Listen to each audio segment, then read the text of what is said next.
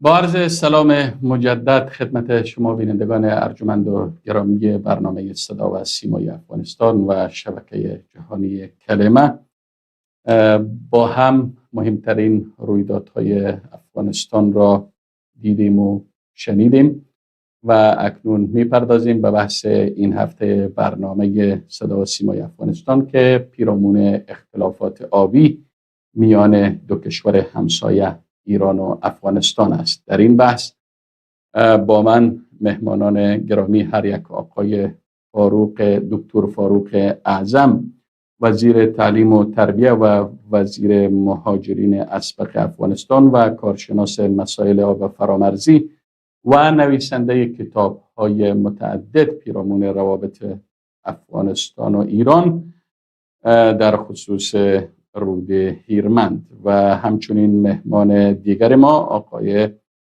دکتر عبدالله حیوات، بنیانگذار مرکز تحقیقات و مطالعات افغانستان نوین هستند. این دو مهمان گرامی از لندن، یکی از طریق اسکایپ و دیگری از طریق خط زوم. آقای حیوات از طریق خط زوم با ما وصل هستند و همچنین مهمان بعدی ما آقای مهندس رحیم بندوی، امیدوارم که نامشان را دقیق تلفظ کرده باشم، عضو رهبری حزب مردم بلوچستان ایران با ما در این برنامه.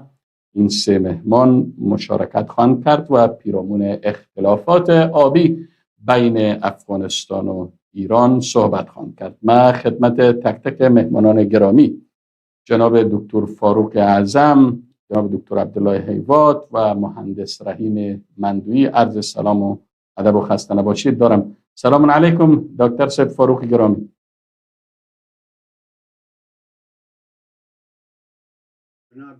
دکتر سید فاروق اگر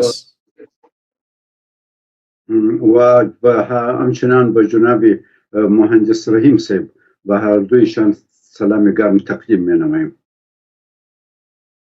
دکتر صاحب عبدالله حیوات، خدمت شما هم سلام و وقت بخیر دارم.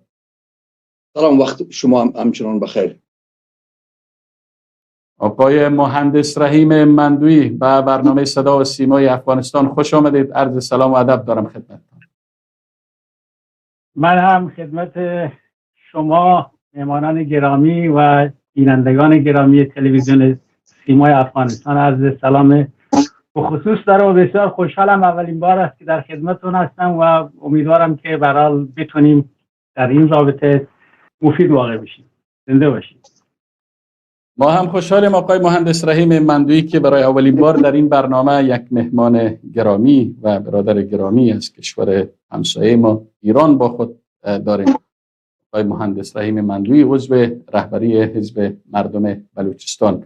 امیدوار هستم که بحث خوبه و بحث تلفظ فامیل من با ب شروع میشه. بندوی. عذر میخوام. بندوی متوجه نشدم آقای بندوی، با عرض معذرت. چنانکه که خدمتتان عرض کردم، امیدوار هستم که بحث خوب و مفید در ارتباط و اختلافات آبی بین دو کشور با هم برادر و دو کشور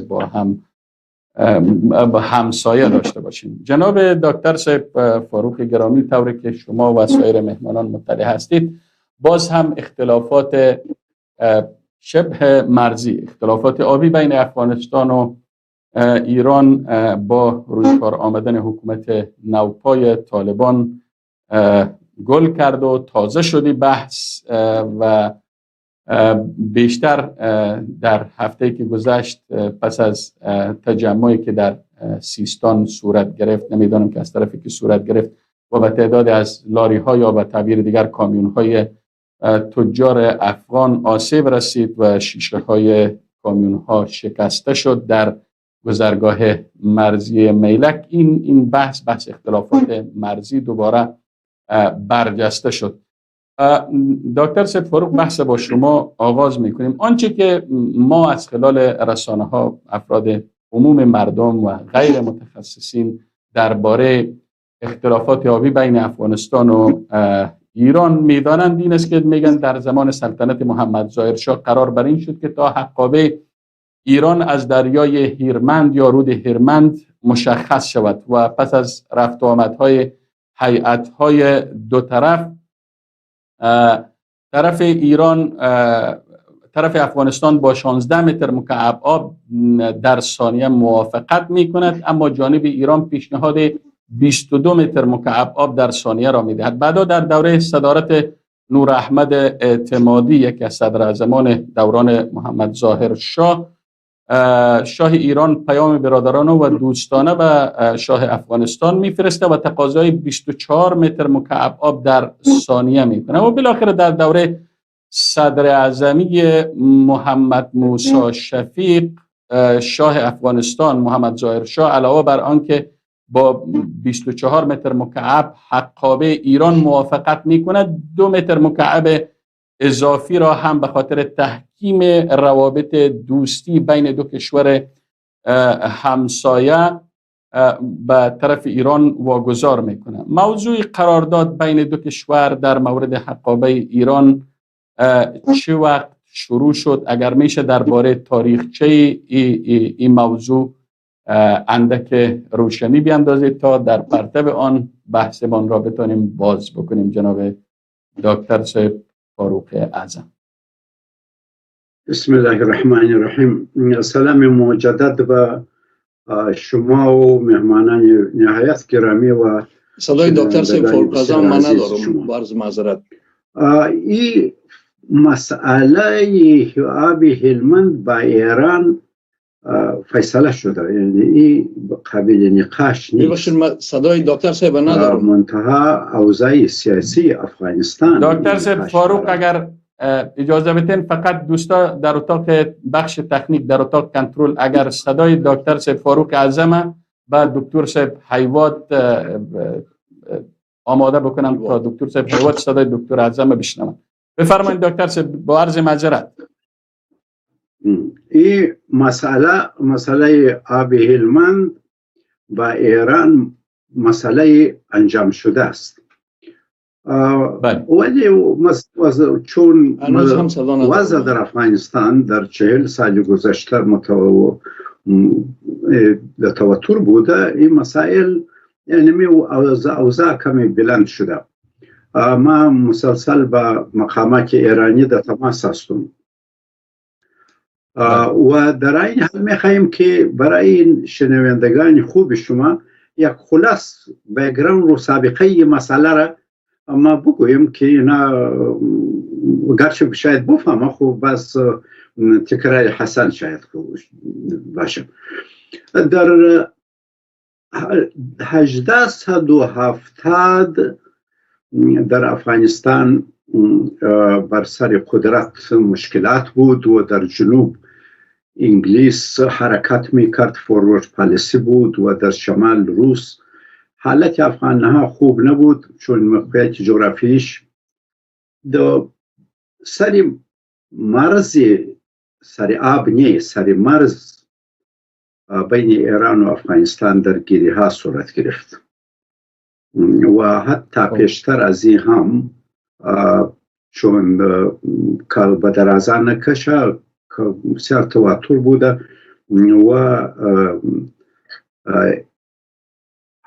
ایران به انگلیس تحت فشار واگذار کرده بود که اگر کدام گپ سیاسی بین ما و افغانستان، بین ما و همسایه ها باشه، در پاریس در 1858 قرارداد امضا کرده ایران با انگلیس که هر کاری که باشه با انگلیس مشوره خواهد کرد. این قرارداد پاریس بایندینگ بود یا به اصطلاح ملتزم بود و وقتی که بینی در 1870 بین افغانستان و ایران بر سر مرز کشمکش‌های محلی بود، ایران به انگلیس شکایت کرد از این ناحیه و انگلیس گفت که ما حکمیت میکنیم و اینا میخواستند که در این منطقه پای خود ذات مضبوط کنه و به افغانستان پیشنهاد کرد که ما حکمیت میکنیم، اگر شما حکمیت ما قبول نکنین برایتان خوب نیست و ایران خود طبعا درخواست کرده بود. بعض اونمو بود که هر دو مملکت چون محتاج بودند و حکمیت انگلیس قبول کرد. یک نفر به نام فردریک گولدسمیت ایر در 1872 روان کرد. این میجر جنرال گولدسمیت آمد و اینجا ماها در سیستان تیر کرد و این سرحدی که کنونی است او آدم ترسیم کرد و دلتای هلمند اگر شما ببینین یک نوع قوس واری است. امی دلتای هلمند ای با خاک ایران گفت که مربوط است. باید افغانایی را قبول نکرد و تشنج بود و چه بود. اینمی فیصله حدود بود، فیصله، ولی یک پاراگراف در اون موجد شما که بخوانین قرارداد گولدسمیت او یک در آخر یک فقره یک ماده است که هیچ یک از طرفین در هر دو طرفی دریای رود هلمند کاری نکند که به ضرر یکدیگر باشد. این پاراگراف فقط برای آب بود و دیگه پاراگراف تمام بر سر یعنی ژئوپلیتیک مسئله سرحد بود و این رفت. بعض اختلافات بین افغانستان و ایران بود بر سرحد جنگ ها می شد و بالاخره باز در 1903 این مسئله ایران بالا کرد و باز حکمیت انگلیس در میان آمد و اونا یک نفر به نام میجر هنری مکموهن اونا را روان کرد. مکموهن آدم تجربه کار بود و اونو انگلیس بود و 2 سال در منطقه ماند و تمامی منطقه را سروی کرد که چقدر نفوس در این منطقه است، چقدر زمینی مزروعی در منطقه است، چقدر آب است، چقدر اینجا در افغانستان ضرورت است، چقدر در سیستان ایران. به این ترتیب این آدم با یک قضاوت و حکمیت آمد و گفت که آب هلمند پایین تر از بند کمال خان باید مناسبه شود بین افغانستان و ایران. افغانستان را قبول نکرد و ایران هم قبول نکرد به خاطر که واضح نبود که خو بالاتر از بند کمال خان باز چطور میشه که اگر افغانه او را آباد بسازه. به این ترتیب ای هم یک نوع او برای بار اول راجع به آب توزیع آب یک سند بود ولو چه دو قبول نکرد، ولی یک چیزی بود که اما ادعای افغانستان که دریای هلمند یک دریای اندرون مملکت است و فقط در آخر با ایران او هم سرحد مشترک می سازه و هیچ در درون ایران هم نمیره به این خاطر یک رود داخلی است. اینمی مسئله از رود داخلی افغانها که ادعا میکرد بیرون کشید و گفت که یک چی بین دولی است، یعنی ایران هم رئیس شریک است، یک حقابه به ایران داد بار اول. به این ترتیب افغانها هم نارام بودند و ایران هم قبول نکرد و افغانها اینمی بود تا که منازعات بود و تکلیف بود و مردم هر ایران که چیزی میکرد افغانها خرابش میکرد، افغانها ویتو میکرد. به این ترتیب جنجال بود تا 1339 باز یک هیئت رفت و آمد کردند و یک قرارداد شد و او قرارداد باز اونمو تقریبا از مکموهن تقریبا چه بود؟ خب نه میخوای مکموهن برایش گفته بود که 1/3 آب به ایران داده شد. اینمی میخوایم باید اصلاح کنم که مکموهن 1/3 آب به ایران میداد، ولی در 1339 چی شد که خب آب پایینتر از کمال خان ما نصف آب با ایران میتیم و دیگه آب مالکیت افغانستان است. این قرارداد یعنی بالاتر از بند کمال خان افغانستان. دکتر سید فاروق، یعنی بالاتر از بند کمال خان متعلق به افغانستان میشد، میتونست که از ای آب هر طوری که خواسته باشه استفاده کنه، اما پایانتر از بعد از بند کمال خان به نصف بله. باز ایران به این قانع شد ولی پارلمان افغانستان او را رد کرد و گفت نه، ایران حق نداره. باز اینمی قرارداد ملغی شد، نقش اجرایی نیافت.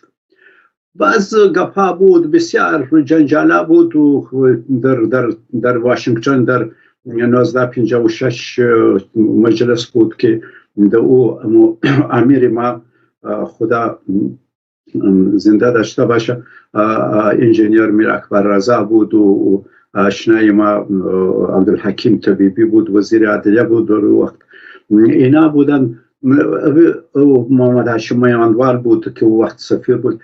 ده این مردم در مذاکرات بودند و بسیار وقتا ده مذاکرات شد.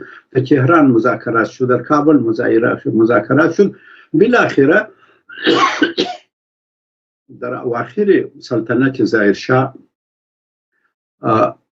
اسدالله علم وزیر دربار شاه ایران بود و آمد و با اینجا با مردم دید و دو وقت ما جوان بودم و دی مسائل یک جونیر، یک جوانی، یعنی یک آدم تکنیکی بودم، جوان بودم. این دید و یک با شاه ایران مشوره داد که مسئله حل شود. شاه ایران آمد و به ظاهرشاه گفت که با ما شما 30 متر مکعب بیتین، ما قانع هستیم. در حالی که یعنی اینا از اول که بسیار وقت چه بود در 1946 اینا 52 متر مکعب میخواست. باز به تدریج آمد و آمد. در در سنه 1951 افغانستان میگفت 1951 شما 16 متر مکعب حق دارین و یا اینا دارین. بالاخره چون اینجا امریکایا بود در هلمند و در عین حال چی در قرارداد بغداد و بعد از او در سینتو ایران با امریکا بود. امریکا حیران بود که ایران یک متحد نظامی و افغانستان هم کمپانی امریکایی بود و در عین حال شوروی اونجا بود در نزدیکیش، در همسایگیش و در امریکا فکر میکرد که اگر پای از اینمی قضیه بکشه شاید به نفع روس شود. از این خاطر در مابین آمد و برایش پیشنهاد کرد به هر دو کشور که شما این مسئله را از سیاست دور کنین، این را مطلق از نگاه فن و از نگاه هندسه و از نگاه مسلک ببینین. امی پیشنهاد هر دو دولت قبول کرد و یک هیئت امریکا به پیشنهاد امریکا یک هیئت بین‌المللی ساخته شد که یک پروفسور از چیلی بود، یک پروفسور از کانادا بود و یک پروفسور امریکایی بود. این سی آمدن با یک تیم کلان و ماها او تیم برایش در منطقه در سیستان کار کرد تا که بالآخر خودشان آمد و 2 ماه اینا در این منطقه ماندند و تحقیقات کردند و یک ریپورت بسیار دقیقی تکنیکی را جور کرد که پیش ما است. و این ریپورت تکنیکی خلاصه‌اش است که ایران 22 متر مکعب حق آب داره. بس افغانستان 16 میداد، ولی اونا زیاد میخواست. ایران این تیم تکنیکی بین المللی بی‌طرف که نامش بود کمیشن نیوترال کمیشن، اینا گفتن که 22 متر مکعب. اینمی معیار شد از نگاه تکنیکی و افغانستان گفت که خب ما حسنی همجواری است، ما اینمی 22 قبول میکنیم، ولی ایران گفت که نه، ما 22 قبول نداریم. از این افغانا بر اینمی 22 استاد شدن و ایران انکار میکرد که ما 22 را قبول نداریم. بالاخره گفتم که باز مذاکرات شد. شاه ایران به کابل آمد و به ظاهر شاه گفت که 30 متر مکعب هم ما قبول داریم. ظاهر شاه گفت که ما دستری غور میکنیم. اونا باز افغانستان 30 متر مکعب قبول نکرد. بله. باز هیئتا رفتند و آمدن، باز شاه ایران به کابل آمد و این مسئله باز بالا شد. بالاخره حالتی تو آمد که به 26 متر مکعب آب ایران راضی شد و گفت که 26 متر مکعب باشه هم راضی استیم. حکومت افغانستان سرش فکر میکرد. در وقتی که شاه ایران آمد، باز چون روابط خوب شاه افغانستان داشت، شاه افغانستان به مردم اهل فن گفت که یک رای حل پیدا شود. رای حل بالاخره چنین پیدا شد که ما این بسیار مهم است، چون ما در این مسائل بودم و یعنی رای حل به پیدا شد که خب 22 متر مکعب این حق ایران است. ما 4 متر مکعب به نام حق نه، به نام حسن همجواری میتیم که 26 متر مکعب اونموست که ایران، حکومت ایران یا شاه ایران یا حکومت ایران به او راضی بود. بالاخره به این ترتیب یک توافق دو جانبه شد و در عین حال و یاد ماست محمود فروغی سفیر ایران بود در کابل، او پیشنهاد کرد که اضافه آب که باشه ما میخریم، اگر ضرورت ما باشه میخریم. و او در اسناد وزارت خارجه درج است، گرچه در قرارداد نیست، لکن او وقت چون نفوذ شوروی زیاد بود، حکومتی گپ بالا کرده نمیتونست و چرا مردم میگفت که افغانستان حکومتش او فروخت به ایران، بسیار زیر فشار بود. لکن در اسناد است که اگر ضرورت باشه او ایران او خریده میتونه میخره. در قرارداد در اول مقدمه ایش می نوشته است که او روزم به یاد ماست که 13 مارچ 1973 بود که مقدمه است که این قرارداد دائمی است و اگر اختلافات بود اختلافاتش هم تمام طریقه هایش اونجا درج است که چه قسم اختلافات حل شود و این دائمی است و این 22 متر جمع 4 متر مساوی به 26 متر مکعب. پس در خلاصه میتونیم بگیم دکتر شب فاروق، خلاصه ای که گفتین در عهد دوره صدارت عظمای محمد موسی شفیق، شاه افغانستان محمد ظاهر شاه 4 متر مکعب در ثانیه حقابه ایران اضافه کرد و دو کشور به توافق رسیدند و معاهده یا توافق نامه را امضا کردند. درست است؟ نه، ما استصحیح میکنم از نگاه حقوقی. حقابه ایرانی 22 متر مکعب و آب فی ثانیه حقابه ایران جمع 4 متر مکعب آب به قسم رایگان همجواری به ایران که مجموعاً 26 متر، یعنی از ایران توقع میره که حسن همجواری داشته باشه. خب در مقابلش اینمی امضا شد. وقتی این امضا شد ما بیاد ماست امیر عباس هویدا اینجا آمد و قرارداد امضا کرد با موسی شفیق و این قرارداد شاه ایران و شاه افغانستان امضا کرد و هر دو مجلسین ولسی جرگه یا پارلمان ایران و افغانستان تصویبش کرد و باز در وقت داود خان این اسناد ایران برد و با کمک به همکاری افغانستان این اسناد در ملل متحد ثبت اسناد بین المللی شد. پس این مسئله از نگاه حقوقی حل شد. خب و در مقابل ایران ما او دایم ایران در مقابلش تعهد کرد که ما در چابهار ما بندر مفت میتیم و چون چابهار در او وقت یکجه بود و بندر قابل استفاده کشتی های کلان نبود، گفتند که تا او وقت از بندر عباس شما استفاده بکنین تا که بندر قرار درست میشه.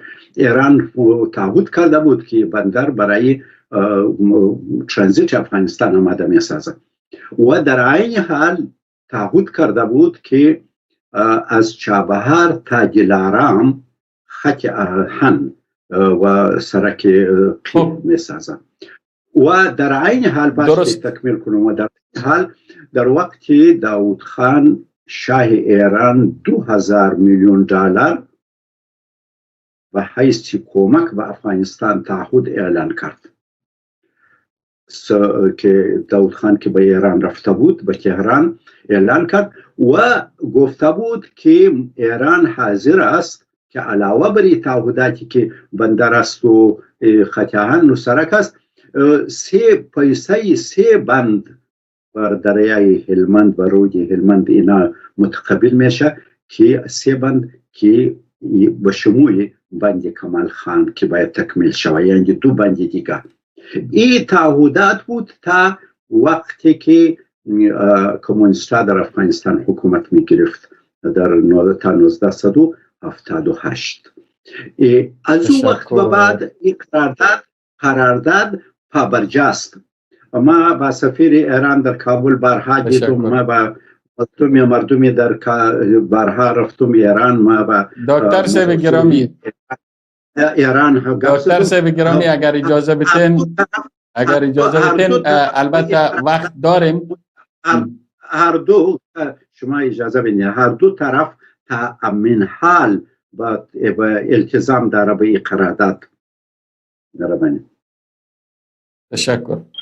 تشکر میکنم دکتر صاحب. انشالله دوباره به خدمت شما برمیگردیم چون مهمانای دیگری هم منتظر هستند. من معذرت میخوام صحبتای جناب دکتر فاروق اعظم چون درباره تاریخچه قرارداد صحبت میکردن اندکی طولانی شد.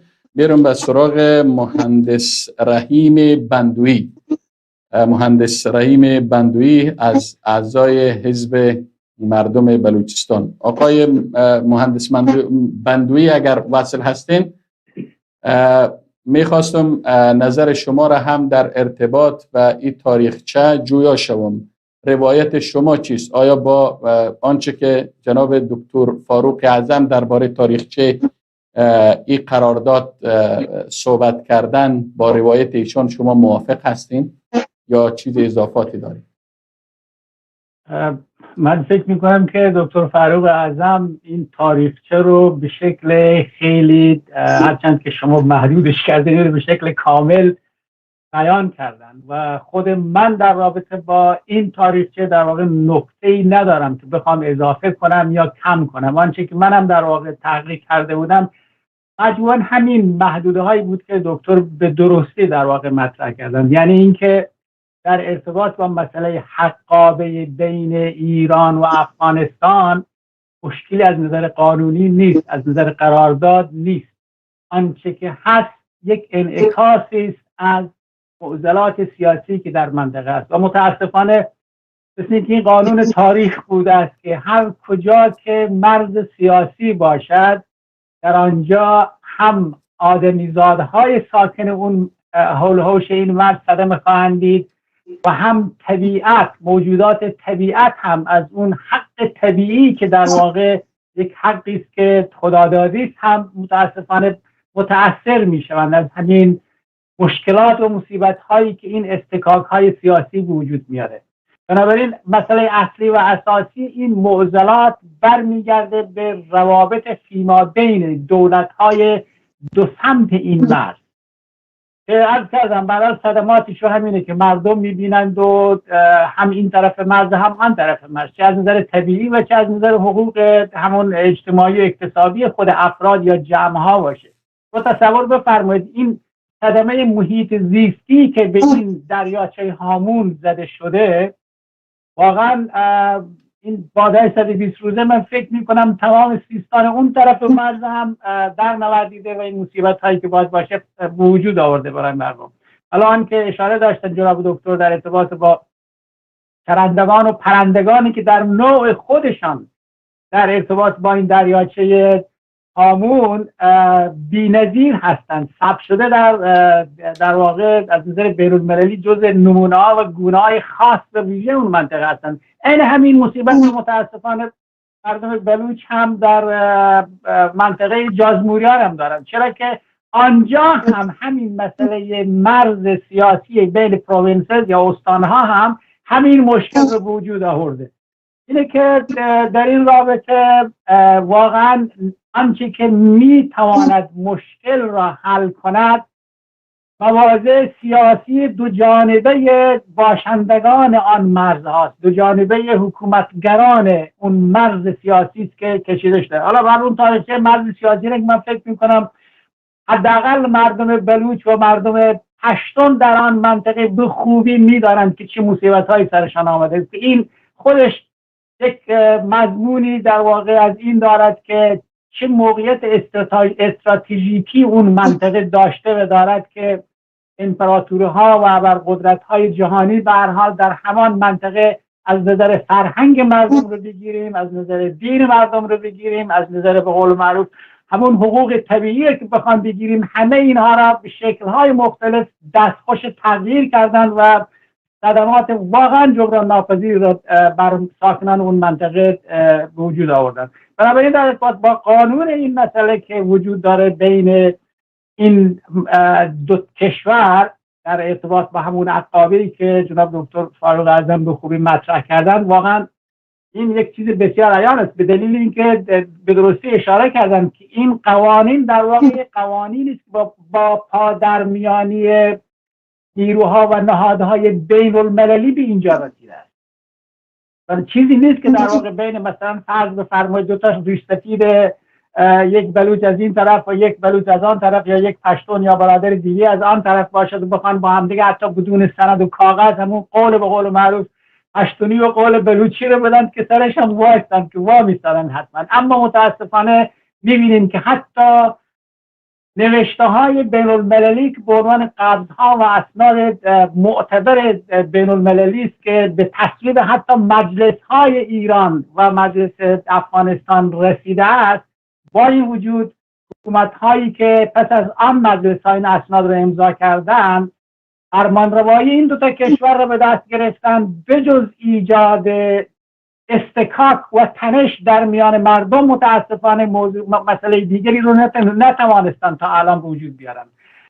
واقعا آرزو داریم، امیدوار هستیم که به شکلی در واقع این مصیبتی که برای اون مصیبت هایی که از نظر طبیعت به وجود میاد، خب هیچ کسی کنترل نداره، باران میاد نمیاد و این بحث دیگه است، اما همین که انسان ها خودشان بر علیه همدیگر بلند میشن، همدیگر را لط و پار میکنند و به هر حال به شکل‌های مختلف ایجاد مصیبت برای همدیگه میکنند که انعکاسی است از فرمانهای اون سیاست مداران این دو تا مرکز کابل و تهران.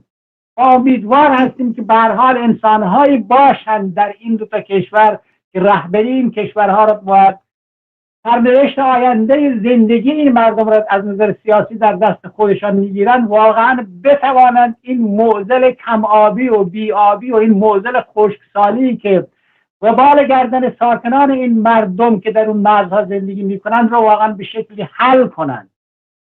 من فعلا از دیگه ندارم، برحال همین که تشکر آقای فاروق اعظم دادن. تشکر میکنم مهندس بندوی عزیز.